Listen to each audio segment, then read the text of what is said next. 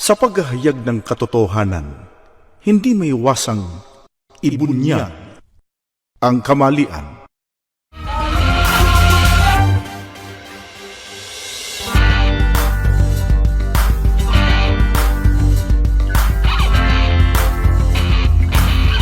Mga kaibigan, welcome po muli sa programang ito ng Iglesia ni Cristo, ang Pagbubunyag. Gaya po ng dati ay hangad po namin na makasama kayo sa kabuuan ng gagawin naming pagtalakay at nawa ay patuloy itong makatulong sa inyong ginagawang pagsusuri at sa paghahanap po ninyo ng katotohanan. Bago lang tayo magpatuloy ay bigyang daan muna natin ang ginawa naming panayam o interview sa mga kapatid namin dyan po sa lokal ng Langgal, Sultan Kudarat. Sila po ay si kapatid na Giovanni Calar at ang kanyang may bahay. Narito po sila.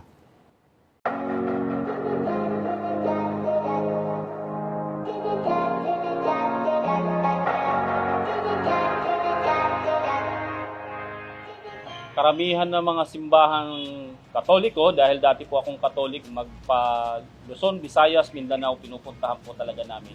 Para lang po, may experience po namin ang iba-ibang pagtuturo doon sa Katoliko. Dahil ganun po talaga kami kalalim sumampalataya noon sa Katoliko. Bukod doon sa kwento-kwento na maganda yung kung paano magturo ang mga pari doon, namamangha din kami sa mga struktura, lalo na yung mga gawa pa nung unang panahon. Yun po yung dinadayo namin. Noong panahon ng high school ako, nagsiserve din ako sa simbahan. Dati po, 4 na taon po akong nagsiserve sa simbahan dahil isa po akong sakristan. Tapos sa Our Lady of Annunciation sa Katarman, Northern Samar, doon po kasi ako nag-aral. Tapos nung nalipat na ako ng Bicol, kasi doon na ako nag-college, dumadalo ako katulad ng mga pagka Semana Santa kung saan lugar. Gusto ko lang ma-experience kung ano talaga kasarap yung dumalo sa ganung lugar. Kapag Semana Santa po, sumasama po kami sa prosesyon ng nakabalang. At the same time, prosesyon nung mga santo, malalaking rebulto. Ganun din po pag may fiesta, pinoprosesyon po yon dahil nga po sa yun ang pagtuturo sa amin ng relihiyong Katoliko. Wala pong binigay sa amin na konkretong eksplanasyon kung bakit pinoprosesyon. Basta yun lang yung pagtuturo sa amin, simula pa daw sa mga ninuno namin yun. Ako naman po, marami akong katanungan. Subalit, yun yung pagtuturo sa amin, sumasabay na lang din po ako sa mga nakatatanda. Sumagi na rin sa isip ko na mali, lalo na po yung sa Quiapo, yung itim na Nazareno. Maraming nadidisgrasya. Sabi ko, bakit pinahihintulutan to samantalang marami na pong nadidisgrasya? Kaya malaking alinlangan sa akin yun, pagpuprosesyon ng rebulto ay maling pamamaraan. Kasi nga may mga nadidisgrasya. Kaya yung mga panahon na yon, hinahanap ko na rin talaga yung tunay na relihiyon. Madalas talaga kami nagsisimba nung dati. Kasi siyempre sinasabihan kami ng mother namin na magsimba. Ako po bilang choir noon, nakakasabay lang ako sa mga kapwa kong choir mahilig din po kasi ako kumanta. Pero sa totoo lang, nung bata pa ako, marami na nag-question sa akin na bakit ganito, yung pagsamba ng may mga hindi na ako gusto sa reliyon ko na gusto ko i-question, pero hindi ko alam kung saan ako magtanong bakit yung pagka oras ng pagsimba namin sa simbahan na bakit yung Jesus Christ yun yung sinasamba. Alam ko naman na ang pinaka-Diyos lahat is yung hindi nakikita. Pero bakit yun yung sinasamba nila? Yun yung isa sa nag-question sa akin nung bata pa ako. Nung time na yun, naghahanap talaga ako ng reliyon na walang rebulto. Na gusto ko yung walang rebulto. Bata pa ako, yung bahay namin ay nasa likod lang ng kapilya ng Katarman, Northern Samar. Halos lahat ng kapitbahay namin doon ay puro kahanib ng Iglesia ni Cristo. Kaya po, inaakay man po nila ako, Subalit ang pamilya ko po ay relihiyoso sa Katoliko, hindi rin po nila ako madala-dala. Una po akong naanyayahan nung nandito na po kami sa Mindanao. Nagtatrabaho po sa amin sa Bukirin, yung isang kaanib ng Iglesia ni Cristo.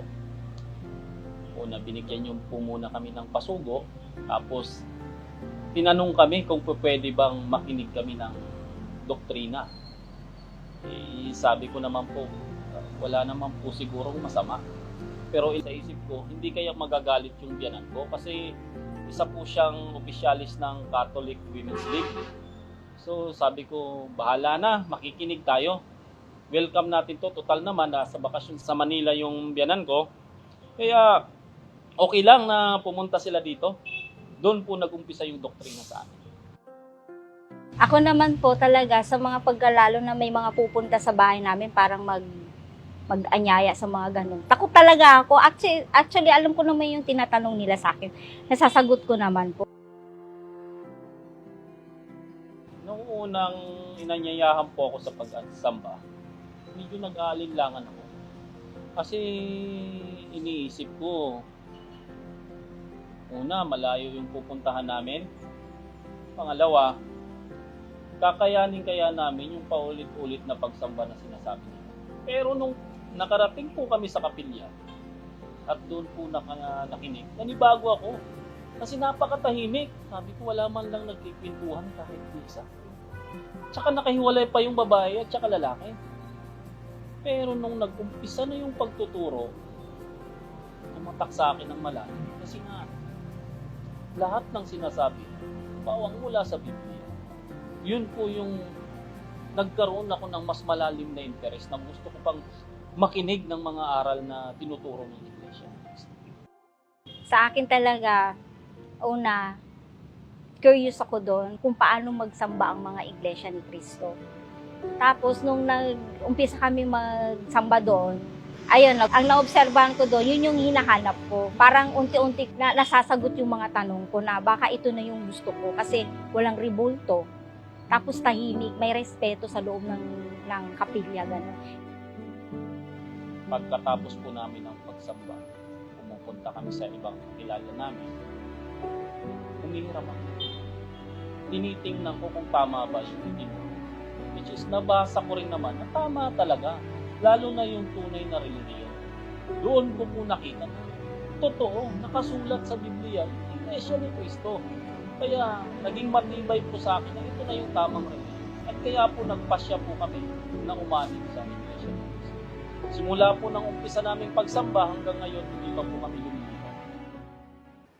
Mga kaibigan, ang narinig po ninyo ay panayam namin sa aming mga kapatid sa Iglesia ni Cristo na nanggaling sa relihiyon na kanilang kinamulatan, subalit sa kanilang ginawang pagsusuri sa mga aral ng Biblia na sinasampalatayanan sa loob ng Iglesia ni Cristo, ay niloob ng Panginoon Diyos na sila ay makaunawa, sumampalataya, at ngayon po ay niyayakap ang tunay na pananampalataya masiglang kaanib sa Iglesia ni Cristo. Mga kaibigan, sa kasalukuyan po ay may mga kilusan na sa biglang dinig ay tila baga nagpapahalaga sa Panginoon Diyos at sa ating Panginoong Hesukristo. Kung bakit ay sapagkat ang kanilang bukang bibig ay ang mga pagpupuri, pagpapasalamat sa ating Panginoon Diyos at sa ating Panginoon Hesukristo. Subalit, ang kapansin-pansin po sa kanila, mga mahal naming mga kaibigan, ay tinutuligsa naman nila relihiyon. Sinasabi nila na hindi raw kailangan at hindi na raw mahalaga ang relihiyon. Ang mahalaga lang daw, ang sabi nila, ay magkaroon ng tao ng personal relation sa ating Panginoon Jesucristo na para bagang lumalabas na ang Panginoon Jesucristo ay kalaban ng relihiyon. At may mga nagtatanong pa nga na hindi pa raw ba sapat na may relihiyon na ang tao.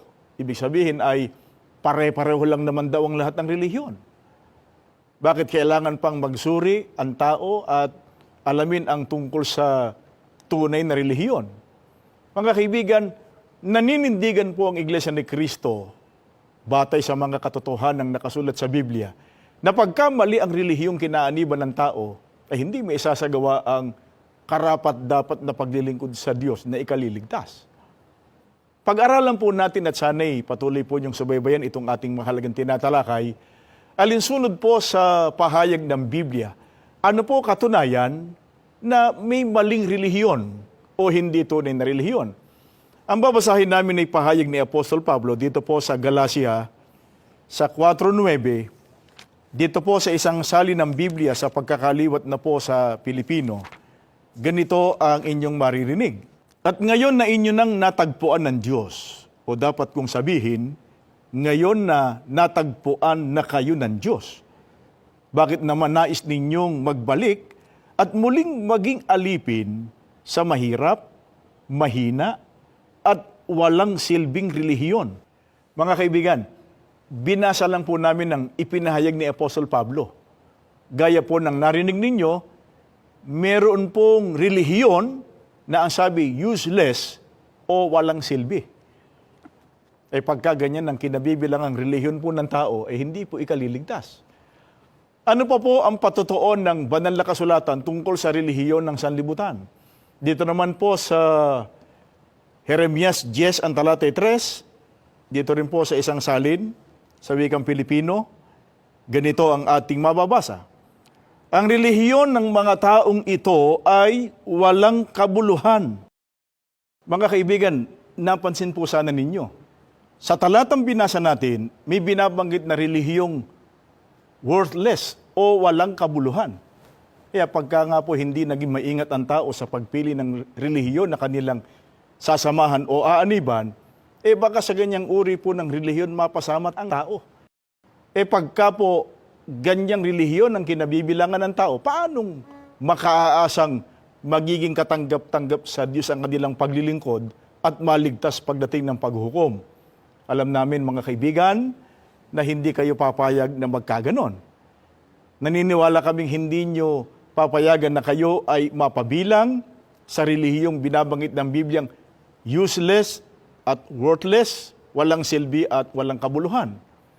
Ngayon, ang sinasabi ng iba ay ganito, wala naman ang wika sa relihiyon ang paglilingkod sa Diyos at para maligtas. Ang totoo, sabi ho ng iba, kahit nga raw wala silang relihiyon, dahil para sa iba, wala raw pakinabang ang umanib sa alimang relihiyon. Yun po sinasabi nila. Ito naman po ang sinasabi ng Biblia. Pakinggan natin ang pahayag ni Apostol Pablo, dito po sa 1 Timoteo 6, ang talata ay 6. Ganito ang ating mababasa. Kung sa bagay, malaki nga ang mapapakinabang sa relihiyon kung ang tao'y marunong masiyahan. Mga kaibigan, may binabanggit po si Apostol Pablo, malaki ang wika ang pakinabang sa relihiyon. Kaya yung mga relihiyong hindi sa Diyos, yung mga relihiyong binabanggit ng Bibliang walang kabuluhan, doon walang pakinabang. Pero batay po sa ating binasa, ang sabi ng Apostol Pablo, uulitin natin, malaki ang wika, ang mapapakinabang sa relihiyon. Kunin muna natin mga kaibigan, alang-alang sa ating pagtalakay, ano po ba kahulugan ng salitang relihiyon, religion? Ang babasahin natin, makikita niyo po sa inyong TV monitor o sa inyong screen, mula po sa Webster's Third New International Dictionary sa page 1918, ang ganito sa Pilipino. Relihiyon, mula sa Latin, religion, religio, paggalang, kabanalan. Marahil mula sa religare, taliang muli. Ang sariling pagtatalaga at paglilingkod sa Diyos o sa isang Diyos na may pagsambang matapat na isinasagawang nasasang-ayon sa mga utos ng Diyos, mga banal na utos, lalo na ang matatagpuan sa kinikilalang mga banal na kasulatan o ipinahayag ng mga may karapatang tagapagturo. Mga kaibigan, ang salitang relihiyon o religion ay nanggaling po sa salitang Latin na religare. Ang kahulugan, ang sabi ng binasa natin, ay nangangahulugang taliang muli. Yan po ay may kinalaman sa pagsamba at paglilingkod sa Panginoon Diyos na nasasang-ayon sa kanyang mga utos. Yan po ang tunay na relihiyon. Bakit po natin ito binibigyang diin sa ating pagtalakay sa pagkakataong ito? Mga kaibigan, sa lahat ng aming mga taga-subaybay, lalo po nga po sa mga panayang sumusubaybay sa programang ito, sino po bang nananawagan ng panunumbalik sa Diyos na yun ay palatandaan ng kanyang malaking pag-ibig sa tao para ang tao ay makarating sa tunay na relihiyon at maligtas? At ikalawang tanong, bakit kailangan pa ng tao na makapanumbalik sa Kanya? Ang babasahin natin ay mula po dito sa Malakias 3, ang talata ay 7. Pakinggan natin. Mula ng mga kaarawan ng inyong mga magulang, kayo'y nangagpakaligaw sa aking mga tuntunin at hindi ninyo tinalima. Manumbalik kayo sa akin at ako'y manunumbalik sa inyo, sabi ng Panginoon ng mga hukbo. Mga kaibigan, ito po ang dahilan kung bakit kailangan po ng tao na makapanumbalik sa Diyos. Kung bakit kailangan po ng taong tali ang muli. Kailangan ng tao ng relihiyon. Sapagat ang sabi po ng Biblia, ang tao ay naligaw sa mga tuntunin ng Panginoon Diyos. Paano sila naligaw? Dahil sa hindi nila pagsunod sa mga kautusan ng ating Panginoon Diyos. Kailan pa ito nangyari? Batay po sa binasa natin, mula pa ang wika sa kaarawan ng inyong mga magulang. Mula pa po sa panahon ni Adan at Eva. Nang sila ang mag-asawa ay sumuway o lumabag sa mga utos ng Panginoon Diyos. Mula noon, nahiwalay na po ang tao sa Panginoon Diyos. Ang totoo, batay sa Roma 5:12, pagka binasa natin, lahat ng tao ay nagkasala. Kaya nananawagan ang Panginoon Diyos manumbalik sa Kanya. At ang pangako niya, siya, ang Diyos, ay manunumbalik sa inyo. Yan po ang pagre-relihiyon. Pero hindi po basta magkaroon ng tao ng relihiyon. Para makapanumbalik ang tao sa Panginoon Diyos, kailangan niyang makabilang doon sa tunay na relihiyon, sa relihiyong nasa katotohanan. Ano po katunayang napakahalaga na ang tao ay makarating sa tunay na relihiyon? Pakinggan natin ang nakatala dito po sa pahayag ni Apostol Pablo sa unang Timoteo 3:16. Ganito kanyang pahayag. Napakahiwaga ng mga katotohanan ng ating relihiyon. Napansin po ba ninyo mga kaibigan? Pahayag ito ng Apostol Pablo. Si Apostol Pablo ay sugo ng Panginoon Diyos. Ang sabi po niya, napakahiwaga ng mga katotohanan ng ating relihiyon. Ang kausap niya rito ay ang mga tunay na Kristiyano. Kaya sila mismo, meron silang kinaaanibang relihiyon. Pero relihiyong katotohanan. Liwanagin po natin sa Biblia mga kaibigan, hindi po sa pamamagitan ng ating opinion o kuro-kuro o palapalagay, kundi sa pamamagitan pa rin po ng katotohanan nasa Biblia. Aling relihiyon ang pinatutunayan po ni Apostol Pablo na relihiyong nasa katotohanan? Dito po sa, ang binasa kanina ay 1 Timoteo 3:16, ngayon ay sa 1 Timoteo 3:15. Upang hindi man ako makarating agad ay malaman mo rin ang dapat ugaliin sa sambahayan ng buhay na Diyos. Sa iglesia na siyang haligi at saligan ng katotohanan.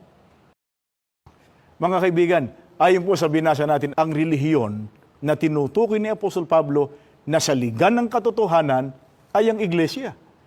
Kaya sa bahaging ito ng ating pagtalakay ay napatutunayan na po natin na napakahalaga po na ang tao ay may kinabibilang iglesia. Hindi po totoo yung sinasabi ng iba na sapat na raw na sumampalataya sa Panginoon Kristo upang maligtas.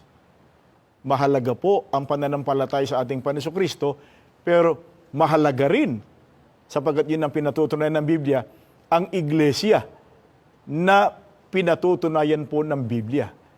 Ngayon, ang dami pong nakatatag na iglesia sa kasalukuyan. Nangangahulugan ba na kahit sa ang iglesia, kabilang ang tao ay masasabing siya ay nasa tunay ng relihiyon? Aling iglesia po ang kinaaaniban ng mga tunay na Kristiyano ayon sa apostol na siyang tunay na relihiyong nasa katotohanan? Ang babasahin namin ay mula po dito sa Efeso 4:12, dito po sa isang salin sa pagkakaliwat na sa wikang Pilipino. Pakinggan natin.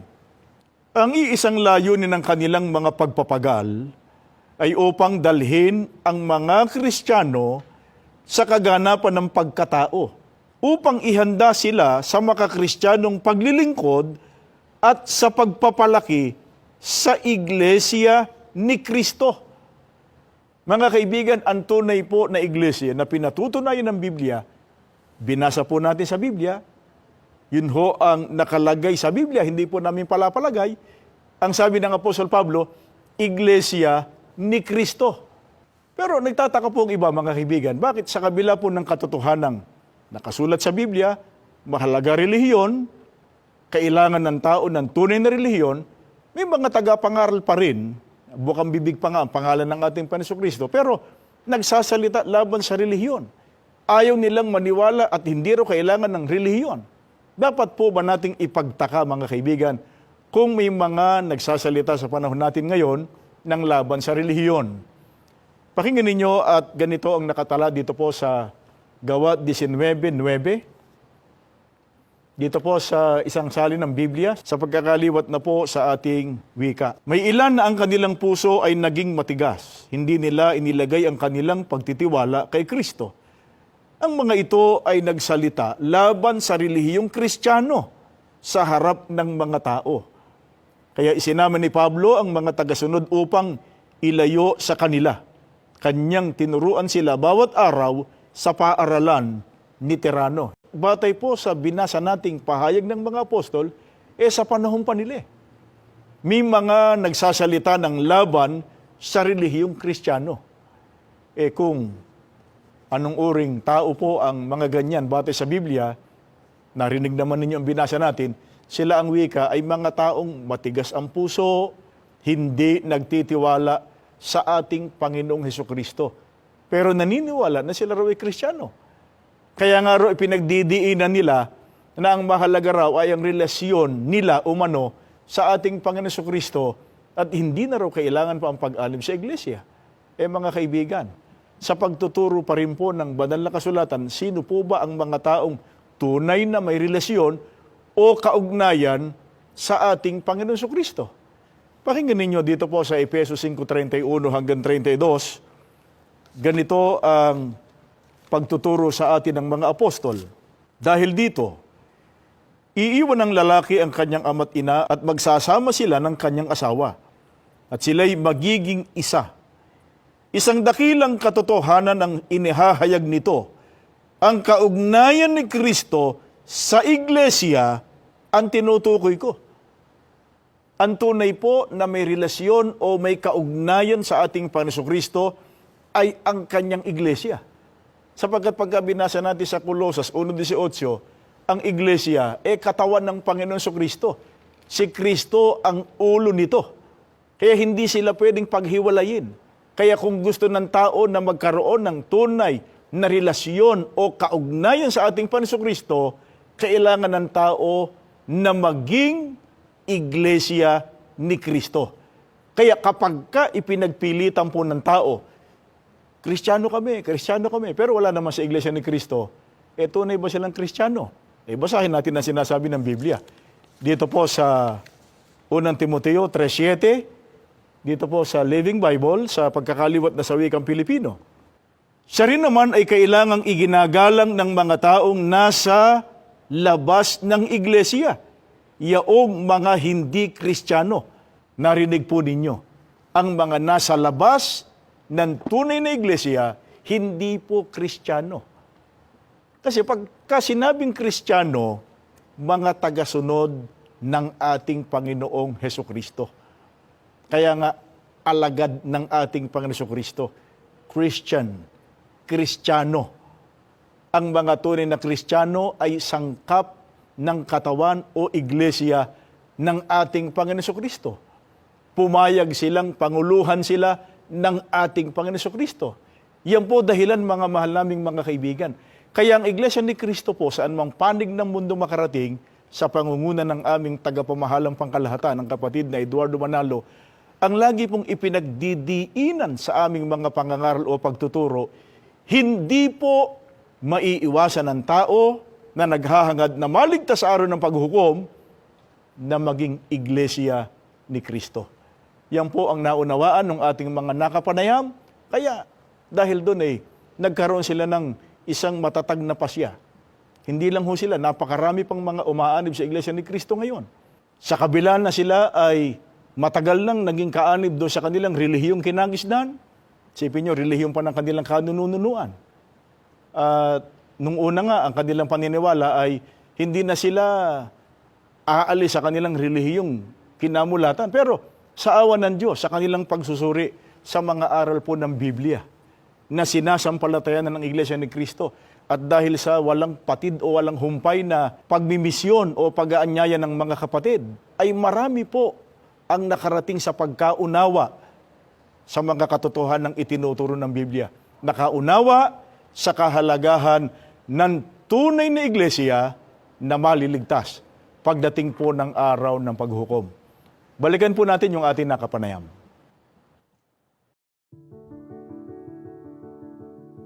Nabautismuhan po kaming mag-asawa noong September 29, 2021. Ang sarap po sa pakiramdam na nandito na po kami sa tunay na relihiyon.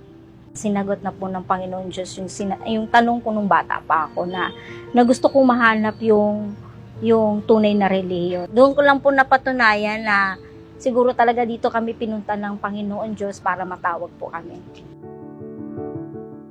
Ako po ay diakono, katiwala po ng Pro. Sa lokal po ng Langgam. Trito po ng Sultan Kudarat. Ako naman ang tungkulin ko, una po naging mga awit pa ako, tapos sumunod na rin po yung maging Pangulong Kalihim. Sa mga kamag-anak ko, sa mga kaibigan, sana po mag-try po kayong magsuri sa Iglesia ni Cristo upang malaman nyo ang katotohanan. Sa mga hindi pa po kaanib sa Iglesia ni Cristo, lalong-lalo na po ang aking mga kamag-anak, mga kaibigan, kung hindi po nyo mamasamain, magsuri po kayo sa Iglesia ni Cristo. Sapagkat dito nyo po talaga matatagpuan ang mga tunay na aral ng salita ng ating Diyos. Mga kaibigan, maraming salamat po sa inyong ginawang pagsubaybay at gaya po ng dati, hangad namin na sana'y nakatulong po ang ating mga ginawang pagtalakay sa pamamagitan po ng Biblia, sa ginagawa ninyong pagsusuri at sa paghanap po ninyo ng katotohanan na maghahatid sa atin sa pagtatamo ng kaligtasan. Maraming salamat po sa inyong pagsubaybay. Hanggang sa muli.